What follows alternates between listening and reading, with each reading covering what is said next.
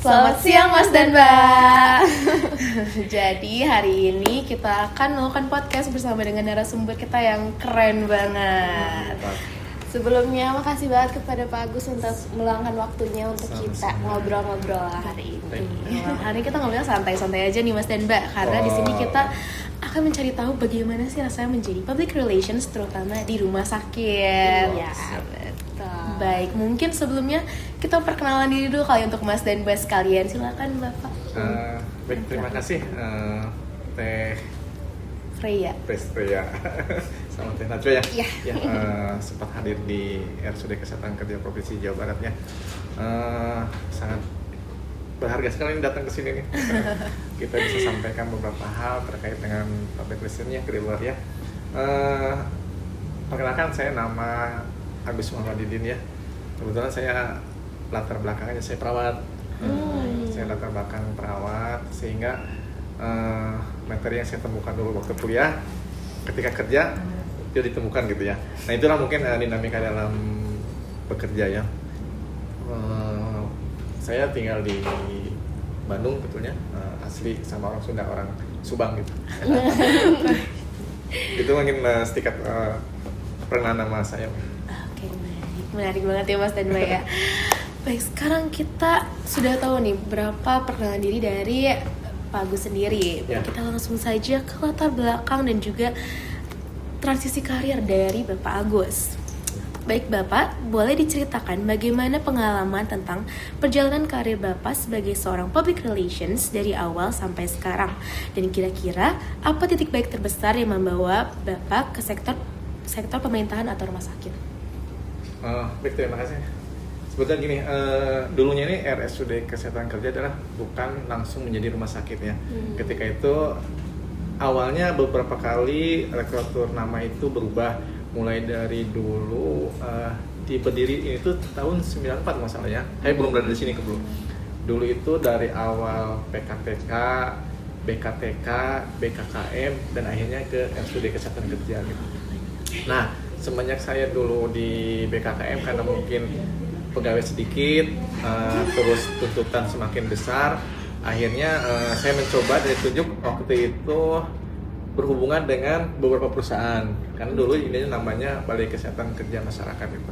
Akhirnya saya pribadi didulat untuk bertemu dengan teman-teman di perusahaan dan berkumpul.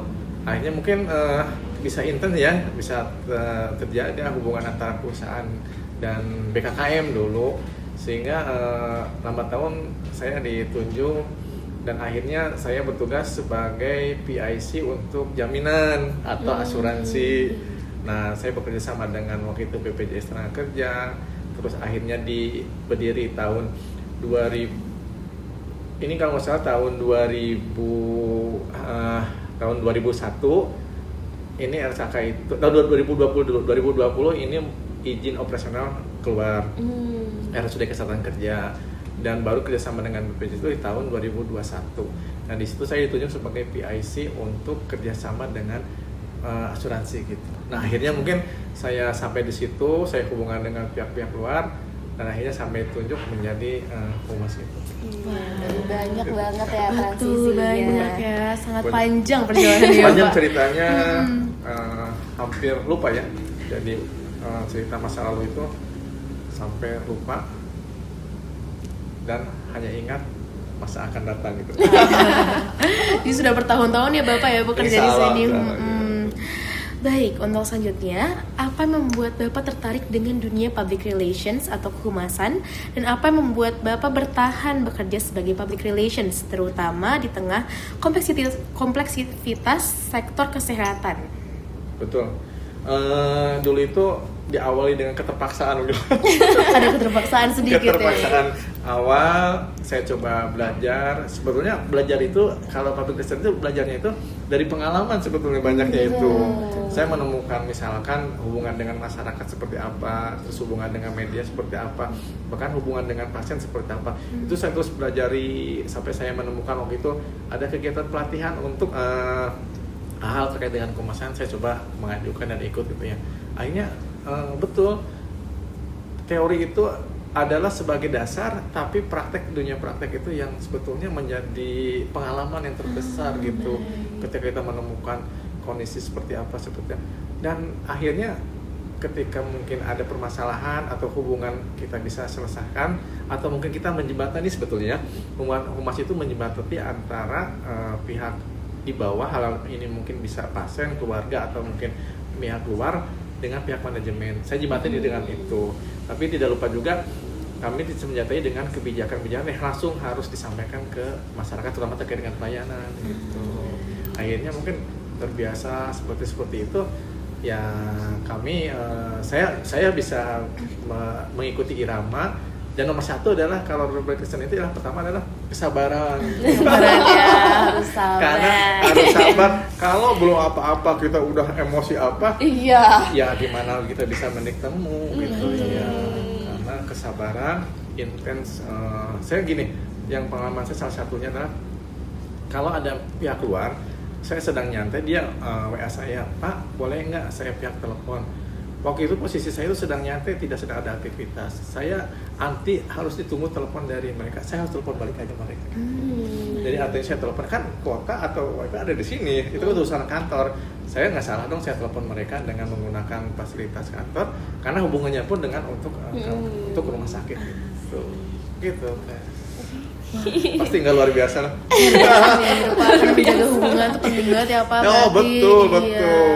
Karena banyak masalah dari komunikasi, tapi banyak lagi masalah yang tidak dikomunikasikan. Betul. Banyak masalah yang karena tidak ada yang komunikasi. Iya. Betul. Tapi lebih banyak lagi yang tidak dikomunikasikan. Itu bisa jadi notes buat kita ya. Betul ya Mas dan Mbak. Apapun bisa dikomunikasikan kayak gitu ya. Iya, jadi kuncinya adalah komunikasi ya Mas dan Mbak. Nah, sebenarnya tadi Bapak sempat mention ya, ada hubungan dengan media juga tuh. Betul. Nah, kira-kira Bapak sudah berapa lama berkarya sebagai public relation, khususnya dalam konteks public relations rumah sakit? Apakah Bapak sudah merasakan adanya pola atau malah dinamika hubungan yang berbeda antara public relations dan media dibandingkan dengan sektor swasta lainnya? Oh iya, kalau sektor pemerintah pasti ada perbedaannya. Karena kalau media, LSM, ormas itu berbicara, pasti fokusnya adalah ini milik pemerintah loh. Pasti pemerintah itu dibiayai dan disubsidi oleh pemerintah gitu. Ketika kita ada hal-hal mungkin yang terkait dengan terutama pelayanan pasien, tidak mampu apapun, kami sudah mencarikan solusinya, jalan keluarnya gitu. Apapun itu jalannya, mungkin dengan jaminan pembiayaan kemana masuknya atau apa. Karena kembali lagi kami dengan media itu harus intens terjaga terus dan dikomunikasikan gitu ya. Tapi mana yang batasan saya menyampaikan dan mana batasan mana yang harus sampaikan ke pihak manajemen kayak gitu. Karena tidak semuanya harus bisa saya putuskan di bawah gitu ya. Karena perlu konsultasi, perlu terutama dengan terkait dengan mungkin awal menanyakan masalah anggaran atau menanyakan masalah kegiatan berbentuknya keuangan, saya tidak bisa menyampaikan karena harus koordinasi lagi dengan pihak yang terkait dalam hal ini. Karena sembarangan menyampaikan saya salah, nanti beda lagi cerita kan gitu. Betul. Berarti penting untuk memilah informasi yang betul, memilah informasi, apalagi media kan mungkin mudah untuk salurkan ya. Tapi lebih baiknya banyak sih media-media mungkin yang sebetulnya media itu apa ya? Kalau saya bilang bukan ilegal ya, media yang hanya dadakan gitu. Ketika ada masalah, media turun, baru dia upload berkas di media di berita online biasanya gitu ya. Tapi kalau media-media yang besar gitu, jarang misalkan itu. Cukup kompleks ya Mas dan Mbak ya, harus Iya. koordinasi, hubungan banyak ya harus dijaga ya. Dijaga. Oke, kita masuk ke bagian PR di ranah pemerintahan dan rumah sakit nih Pak. Sebagai PR di rumah sakit, unit daerah yang merupakan unit pemerintahan, tantangan komunikasi publik spesifik apa yang pernah Bapak hadapi? Bagaimana Bapak menyeimbangkan kebutuhan informasi publik, akuntabilitas pemerintah, dan sensitivitas pasien? Untuk saat ini karena mungkin tadi media sosial itu cenderung lebih luas ya untuk penyampaian informasi, sehingga sekarang di kehumasan itu dibagi beberapa sub gitu. Tidak hanya sub langsung pelayanan kepada atau kepada masyarakat langsung ataupun pasien dan keluarga. Nah itu saat ini kita sudah coba di RSUD Kesehatan Kerja ini beberapa sub, terutama untuk saya biasanya tuh penyampaian, karena selain humas pun saya di MPP, manajer pelayanan pasien. Jadi terkait dengan kebutuhan pasien, terus masalah komplain pasien, biasanya langsung masuk ke saya. Nah yang di media sosial itu ada, sementara ini ada dipegang oleh tim IT, yaitu Mas Rajuardi. Itu untuk membahas masalah di media sosial, maksudnya tadi IG itu, web atau mungkin apa-apa gitu di yang ada di RSKK itu dia, tapi tidak lepas kalau ada apa-apa pasti konfirmasi ke saya. Ini ada masalah ini, nanti gimana sih jawabannya, ya kita solusikan, kita bersama-sama kita sampaikan ke media sosial itu terkait dengan kondisi. Berarti lebih spesifik ya subdiv ini dari medianya. Saat ini lebih karena kita nggak mungkin bekerja dalam posisi yang satu sub gitu ya, karena ada harus memilah mana yang media sosial, mana yang langsung gitu. RSUD Keselamatan Kerja kan memiliki kesehatan. Kesehatan kerja memiliki fokus khusus ya Bapak. Nah, bagaimana PR berperan dalam mengkomunikasikan isu-isu sensitif seperti kecelakaan kerja, keselamatan pasien, atau bahkan krisis kesehatan masyarakat? Betul.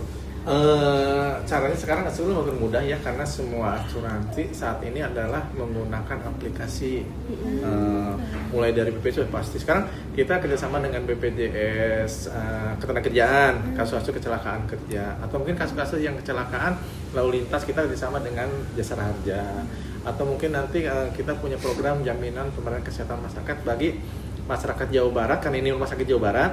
Jadi bagi masyarakat Jawa Barat yang tidak memiliki asuransi apapun, kita jamin dengan jaminan pembayaran kesehatan masyarakat namanya itu. Atau mungkin kita bagi pekerja ASN yang kecelakaan, kita kerjasama dengan Taspen itu. Nah ini ada beberapa hal yang terkait dengan asuransi yang kita kerjasamakan, sehingga kalau menemukan permasalahan kita mudah untuk memilah gitu. Dan itu tugas saya juga adalah nanti ada pasien dengan asuransi apa, kita cari masuknya si A ini kemana nih asuransinya. Kalau jelas BPJS pasti BPJS, kalau tidak masuk nanti kita carikan, Bapak silakan masuk ke asuransi ini tapi dengan syarat A, B, C gitu. Jadi sebetulnya kalau dari pemerintahan ini untuk jaminan sekarang kita sudah luas ya, cuma kembali lagi RSUD Kesehatan Kerja dikarenakan mungkin fasilitas yang masih kurang, terutama untuk jumlah tempat tidur, sehingga itu menjadikan permasalahan yang muncul di pasien. Kalau mungkin kan kalau ada di hotel sih masih bisa tambah bed tambahan ya. Iya, ada bonus extra bed. Tapi kalau extra bed, tapi kalau rumah sakit nggak mungkin, Ibu silakan kita tambah extra bed 1, enggak. Pakai selimut atau iya, kan berabe ya. Oke. Tadi juga sempat di-mention tentang isu-isu kritis nih. Gimana sih Bapak mengelola komunikasi dengan media ketika ada isu atau yang melibatkan pelayanan publik atau kebijakan pemerintah atau rumah sakit ini? Betul. Salah satu contoh seperti ini. Sekarang itu kita bukan saling berbenturan, saling bingung kita. Di mana ada regulasi bahwa Bapak Gubernur itu menyatakan tidak boleh menolak pasien yang datang ke IGD dalam kondisi apapun. Nah, ini rumah sakit pemerintah ya. Nah, kebijakan dari Bapak Gubernur terkait dengan tidak boleh, betul sih kita tidak boleh menolak. Tapi ada bertentangan dengan kebijakan dari BPJS itu terkait dengan pasien yang masuk ke IGD itu harus yang warna kuning atau warna merah. Artinya warna hijau itu pasien dengan kondisi tidak gawat, tidak darurat, itu tidak diproses, tidak dikajukan oleh pihak BPJS. Artinya tidak bisa kita klaim ke BPJS karena itu bukan kasus gawat darurat. Tapi kan menurut pasien itu yang datang malam sore itu dia bilang saya demam, saya sakit, saya kepala ini, mungkin saya kan darurat ini sakit gitu. Ketika ke Paskes 1 karena tutup malam kan datanglah ke IGD. Tapi setelah screening di sini tidak masuk kriteria sakitnya, tidak masuk ke dalam penilaian demamnya, mungkin hanya demam biasa. Kita kan bingung, tapi akhirnya kita harus melayani pasien seperti itu.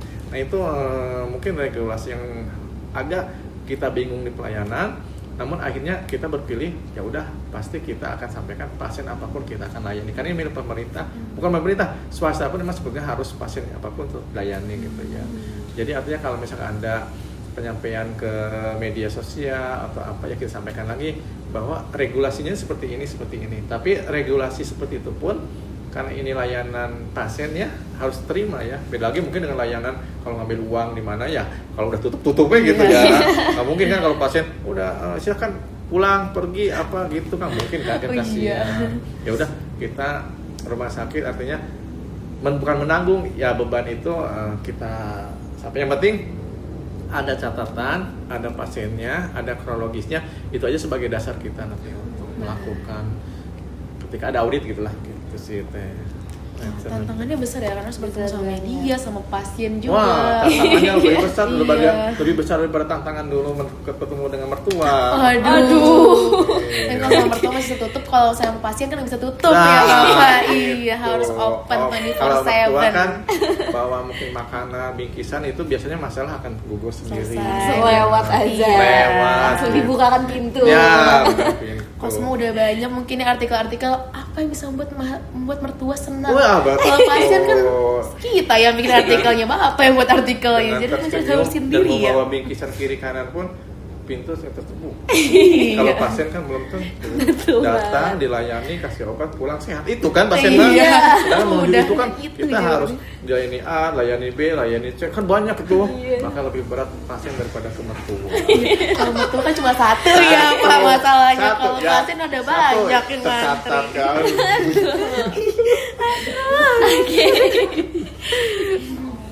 Oke, dalam konteks RSUD nih Pak, esensi utama dari profesi media relation saat ini kan bukan hanya untuk mempromosikan, Iya. tetapi juga memberikan edukasi dan layanan informasi untuk publiknya. Iya. Nah, bagaimana sih Bapak menjalankan peran ini?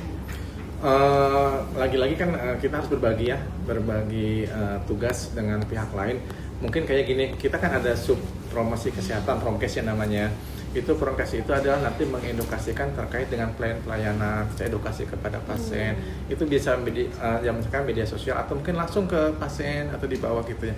Itu kita berbagi mana sih sub promkes, mana sub PKRS ya, dalam hal ini promosi kesehatan ke pasien, ke masyarakat atau mungkin langsung, mana promosi humas dalam penyampaian edukasi atau mungkin penyampaian terkait dengan pelayanan apapun ke yang membutuhkan ya, membutuhkan pelayanan gitu. Karena kembali lagi kan komunikasi dan komunikasi. Kunci segalanya. Komunikasi. Apapun kan kalau dikomunikasikan bisa ada solusinya gitu. Betul. Tugas komunikasi ada Apa emang banyak. ada apa mungkin masalah diam-diam akan terselesaikan? Tidak. Tidak, Mas Danbar. Kita tidak akan tahu apa-apa. Kita kan Betul. Ayah mau makan apa hari ini? Ayah mau makan ini. Kalau diam aja kita nggak tahu. Ayahku mau makan apa ya?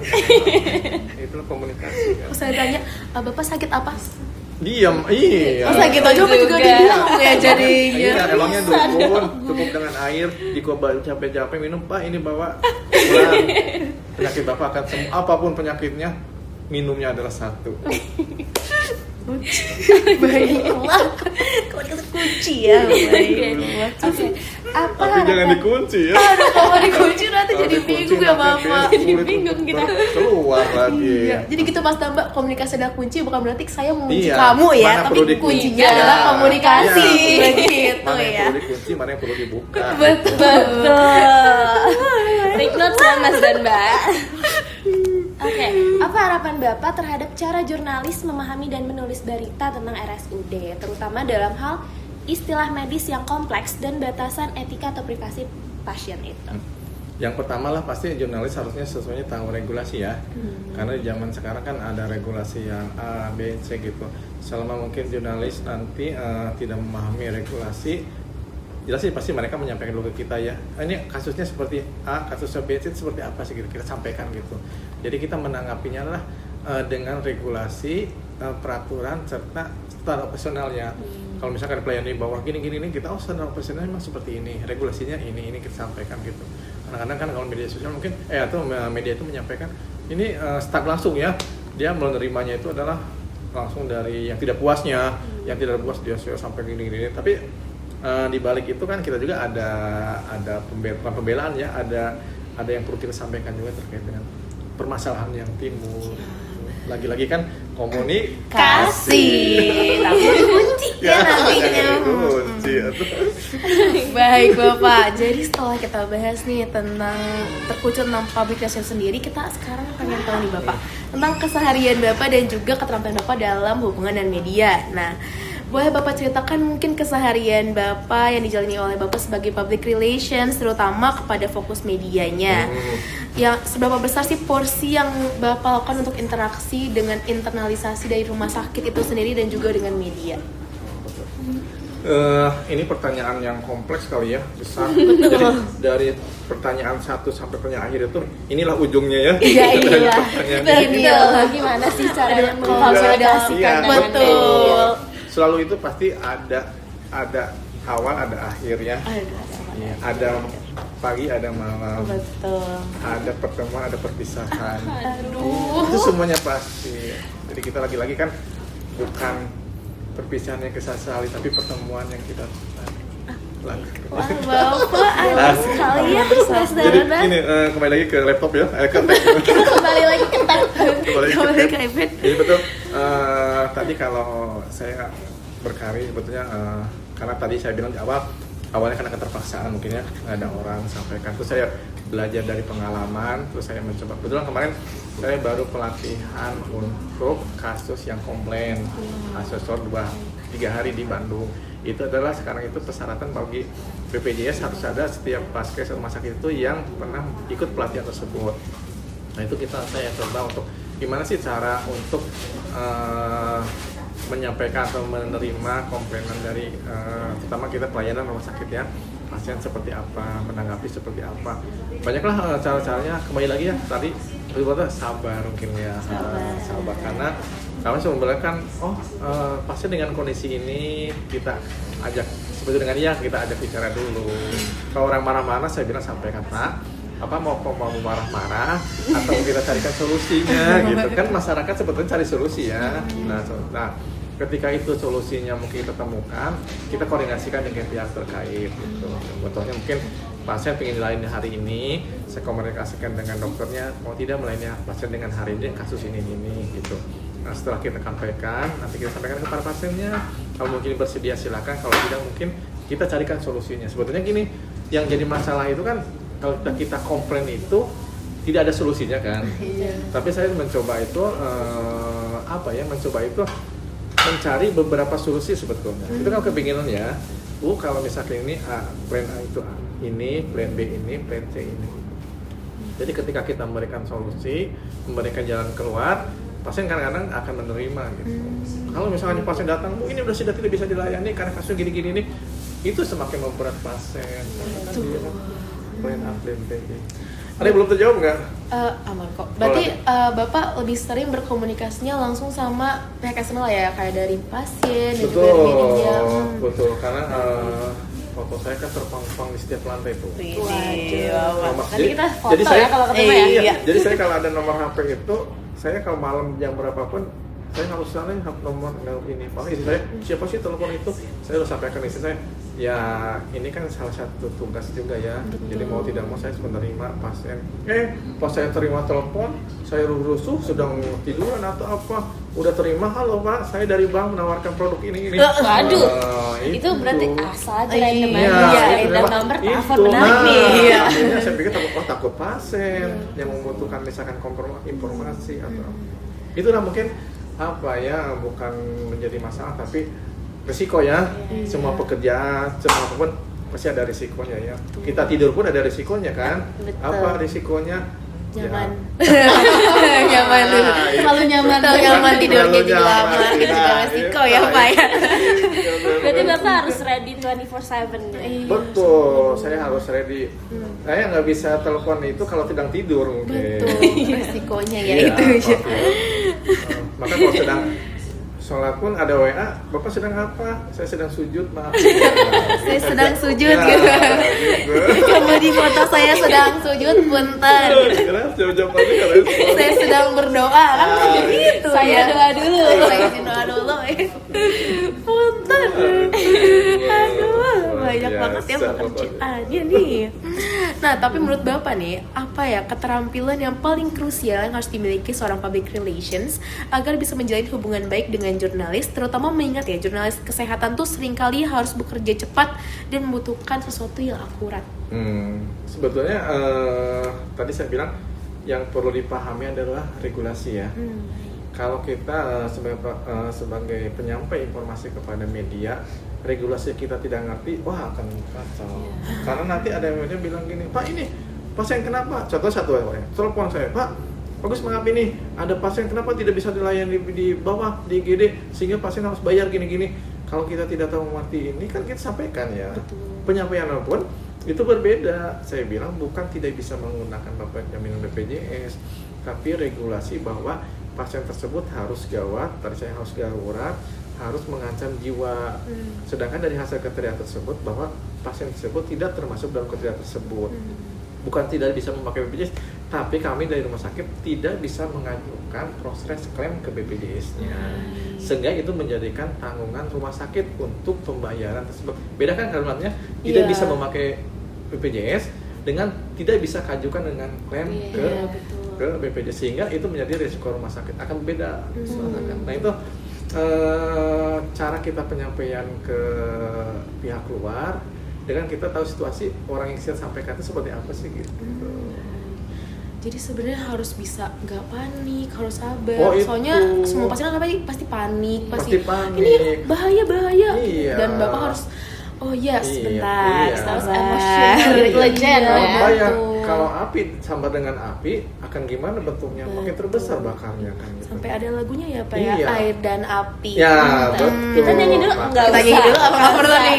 Nanti editor aja kasih lagunya nih boleh ya. Iya itu air kan yang mendinginkan itu kan. Selain hati dan perasaan juga. Jadi ada air, hati, perasaan yang juga. bisa. Kita sedang, tapi kita lihat dulu kalau emosinya seseorang, nggak mungkin kita siram kan? Dia masih emosi. Aku sedang marah kan? Saya marah-marah, gini. Saya bawa LC ember, bukannya malah saya udah nggak apa-apa. Malah makin ini. Tapi caranya apa? Dengan perasaan hati saya tenang. Walaupun disiram airnya pakai perasaan juga tetap kesel Pak. Jadi jangan secara langsung ya maksudnya.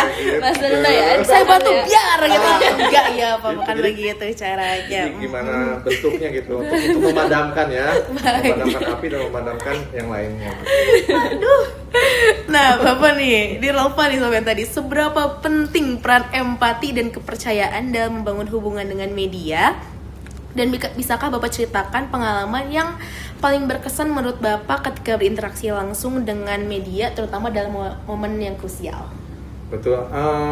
Kembali lagi kalau empati kita merasakan berarti ya. Iya betul. Karena kalau tidak merasakan, gimana kita bisa empati gitu ya? Betul. Nah itu kuncinya adalah tadi sabar, komunikasi dan empati. Catat ya itu ya. Baik, kita catat ya. Kalau biar tidak punya hal itu, akan tidak sulit berhasil, ya. atau tidak sulit gitu. Kesabaran adalah segalanya, empati kita bisa merasakan, komunikasi gimana kita saling menyampaikan gitu. Karena tiga hal kan, kita doa, ikhtiar dan tawakal gitu. Amin. Itu Terakhir Amin. Dan bismillah. Ya itu kembali lagi ke jadi kalau kita sampaikan tadi betul tadi regulasi dan penyampaian serta terkait dengan apa yang kita sampaikan ke media, apa saja yang kita pastikan. Dan yang paling berkesan di saya banyak sih sebetulnya, bukan satu dua ya. Dan karena saya alami dari media itu pasti dia posting ya, wah ini SKK seperti ini pengalaman seperti ini gitu. Udah kita sampaikan, ini media yang biasa ya, saya aja media mungkin bisa diedit atau apa nggak ini, cuma kisah nyata aja. Ketika sudah kita berdebat bermasalah gitu apa temannya bilang ke saya, Agus ngopi aja lah ke depan. Bisikan tersebut ya, bisikan tersebut. Kalian nggak bisa dengar. Jangan usah dengar ya, nggak usah dengar. Itu kan tadi kecilin ya. Gitu. Baik, editor tolong. Tolong ya. Itu jadi artinya itu yang apa tuh yang media-media biasa ya gitu ya. Tapi kembali kalau pasien kan nggak mungkin keluarga dibilang gitu kan. Ya kan dia kopi, saya juga butuh kopi kan gitu. Kau lagi Pak ya. Jadi kalau diajak kita boleh yang datang. Iya. Feedback mah gas aja gitu. Ada belum terjawab nggak? Aman, Terjawab. Aman. Nah, kira-kira Bapak dalam menjalin komunikasi dengan media, apakah ada strategi atau pendekatan khusus yang dilakukan oleh Bapak agar hubungannya tetap profesional tapi juga tetap hangat gitu Pak? Bahkan saat berurusan dengan permintaan yang mendesak atau berpotensi misalnya jurnalisnya mau memberikan artikel yang negatif misalnya gitu. Itu banyak ya tadi. Kalau media itu biasanya kalau dia penyampaian itu selalu dia sampaikan dulu draft ke kita ya. Ada misalkan terkait dengan kurangnya pelayanan atau mungkin ada yang ketidakpuasan dari pasien atau mungkin apalah namanya gitu. Kalau media yang betul-betul tuh sebelum dia dialog ke luar ya gitu ya, dia sampaikan dulu ke kita. Bagus, ini ada media ini gimana informasinya. Jadi dia menyampaikan dulu ke kita klarifikasi dulu gitu. Bahwa sebetulnya gini tuh gini gitu. Tapi kembali lagi kadang-kadang mereka ya kita kita sampaikan aja gitu ya, itu kita sampaikan ke pihak manajemen. Kedekatan itu sebetulnya yang perlu dipastikan. Malah saya pernah ada 3 kasus kejadian saya gini, saya tuh makan keluar nih, makan ke tempat rumah makan ya, bukan ke ini ya, bukan ke bengkel ya. Kalau makan pasti ke rumah makan ya. Betul. Kalau bengkel mah kayak teknik ya kalau betul. itu. Kalau kita servis kendaraan berarti ke bengkel. Betul. Ya, mungkin ke rumah makan. Betul.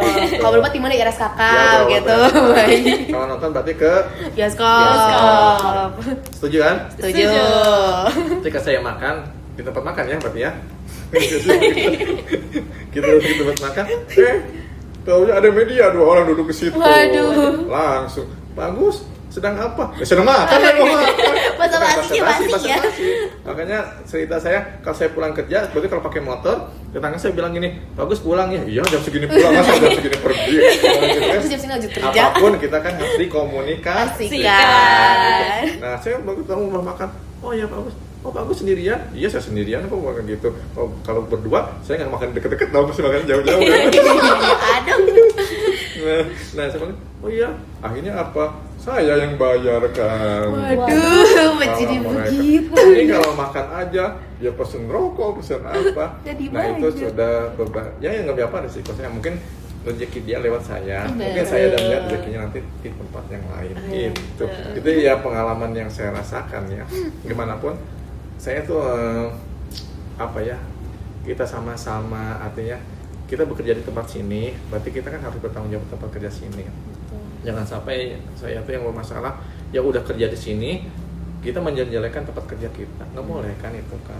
Gimana pun keburukan tempat kerja kita atau apa, ya kita kerja di sini ya. Emang rezeki mah datangnya dari Allah, tapi kan syariatnya adalah dari SUD Kesehatan Kerja.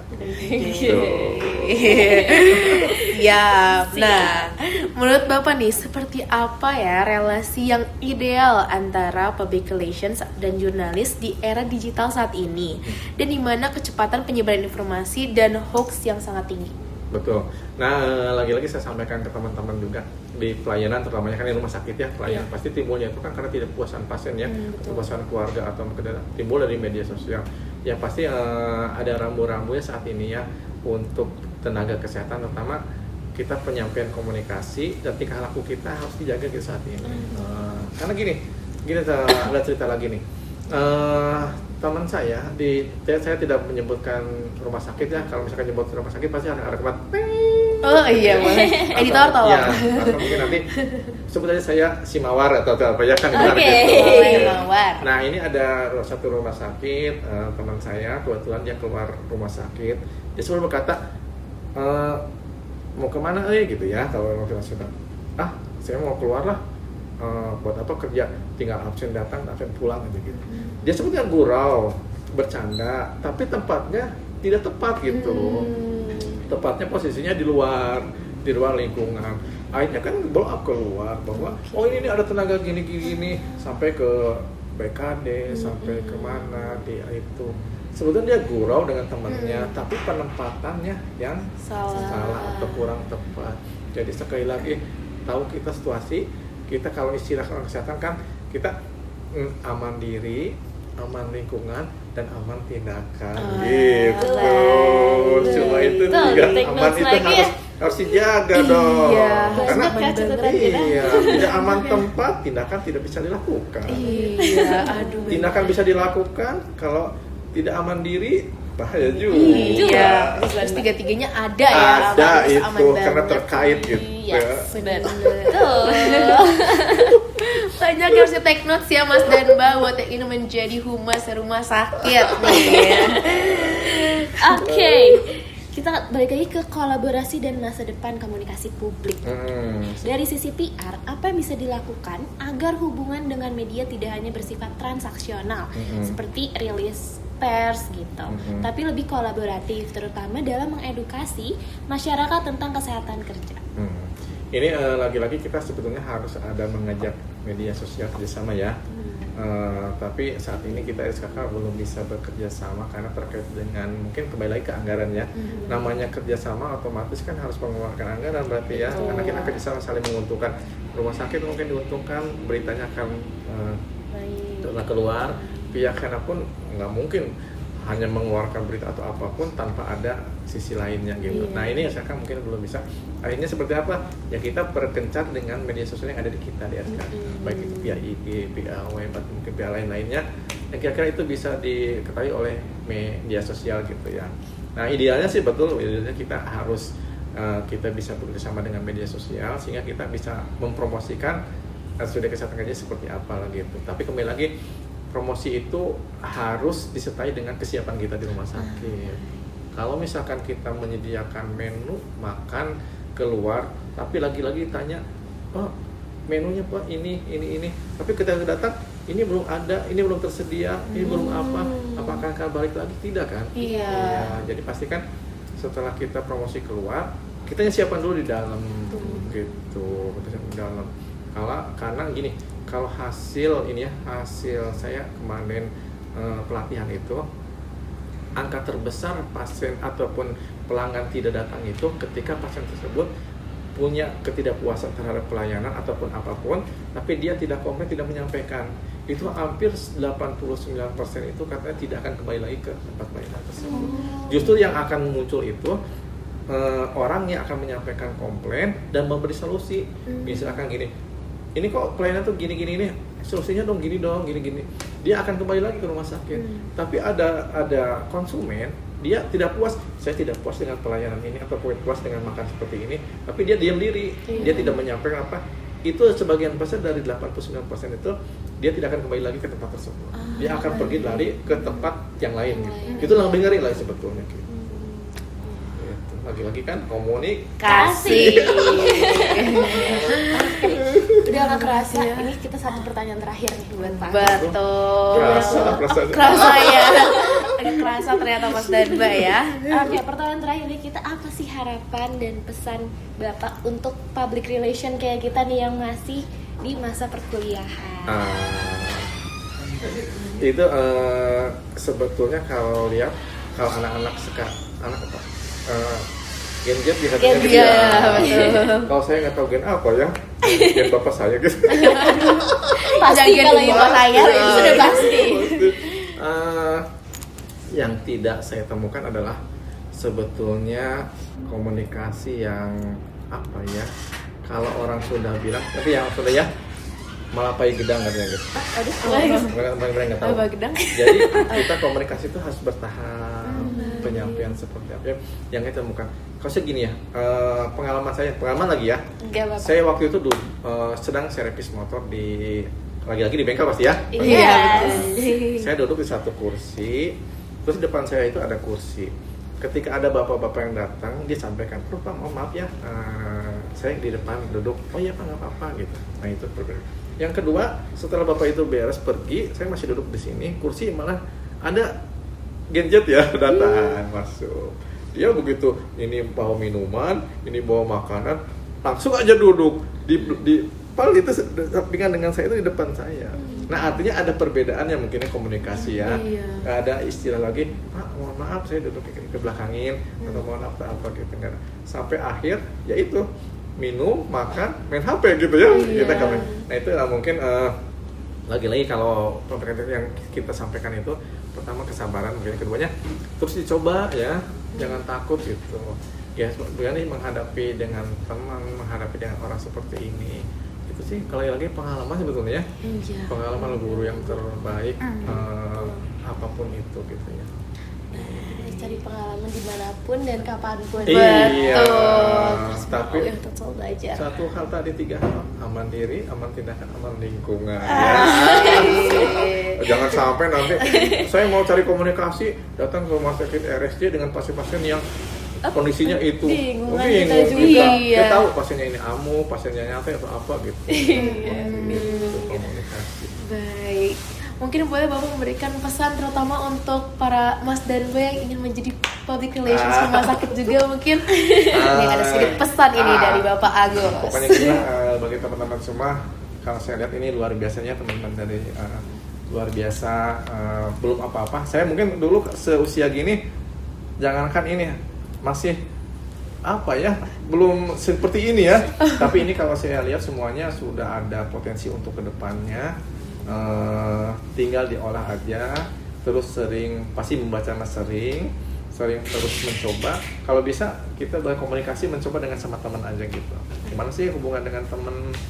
Itu terlihatnya dari cara kita komunikasi.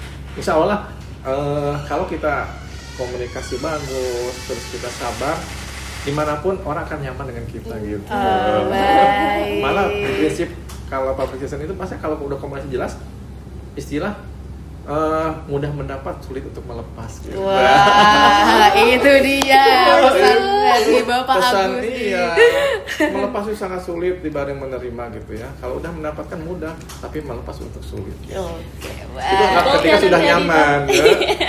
Tolong ya. Tolong editor banyak di bold ya. Iya, ada banyak yang penting ya. Yang Tolong penting ini nggak bisa buat di-skip. jadi skipbal dan juga besar ya tulisannya. Ya, pesan saya lagi-lagi ya, mungkin di era seperti ini kita jangan terfokus lagi kepada selalu media sosial atau apa ya. Tetap komunikasi ke sama, apalagi ke orang di atas, orang tua apa. Yuk kita komunikasi sama-sama gitu.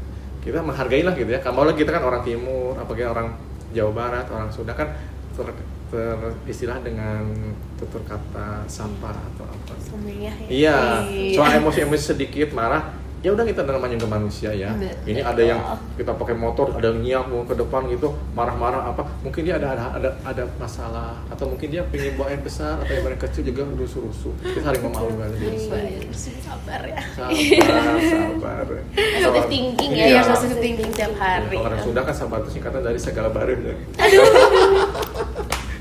Jadi itu. Ya Bapak. Itu ada lagi. Cukup Bapak. Terima kasih banyak ya. Maaf ya. Sangat berkesannya kita main ke RS. Iya, pasti saya banyak kekurangan, apalagi dengan mungkin saya beda lah. Saya basicnya kan mungkin bukan latar belakang pendidikan untuk ini ya, karena pengalaman keduanya RSK mungkin awal masih baru ya dibanding dengan rumah sakit yang lain. Pasti kekurangan, permasalahan masih banyak. Tapi kita terus belajar sih, belajar gitu. Yang penting kembali lagi kita melayani pasien, kita melayani masyarakat. Pastikan itu menjadikan ibadah untuk kita semua. Itu apapun gerak kita, langkah kita, napas kita, kalau serta dengan ibadah akan tenang hati gitu. Tapi kalau kita kembali lagi ke sudah fokus ke materi atau mungkin dengan sanjungan apa, nanti menyebabkan kita sendiri. Jadikan apa itu dengan ibadah. Sebenarnya apapun latar belakangnya, pengalaman itu ilmu yang paling mahal. Betul. Jadi carilah yang berpengalaman. Betul. Di teknos juga Yang nanti ya Mas Dadla ya, ada banyak yang Bukan manasin ya, bukan manasin, tapi itulah pengalaman gitu. Itu dia podcast dari kita. Dan terima kasih banyak Bapak atas Sama-sama. insight dan pengalaman-pengalaman yang bisa kita take note sih bareng Mas Betul. Dadla nanti Siap. malam. Baik. Sehat selalu ya, sukses selalu, lancarkan ibu. Amin. Amin. Jadilah penerus bangsa yang benar dan positif gitu ya. Amin. Bangsa ini membutuhkan menunggu teman-teman semua nih. Dadah Mas dan Mbak.